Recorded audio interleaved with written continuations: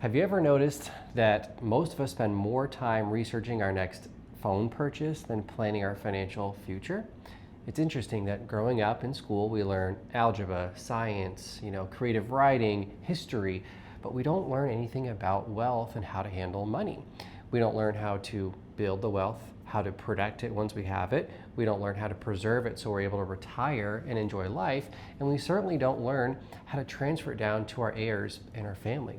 And that's why I created the Family Wealth Playbook. It's based on 4 pillars: building wealth, protecting your wealth, preserving it, and then being able to transfer it. Now, whether you're looking to buy a house, invest in property, protect your family with retirement accounts, insurance, things like that, everything is encompassed here to really educate you and your family to get you guys from point A to point B, which is building a life that you and your family can be proud of. So be sure to click the link here where you can take your own test, find out exactly where you and your family stand, and then you can download our playbook to get you right where your family needs to go.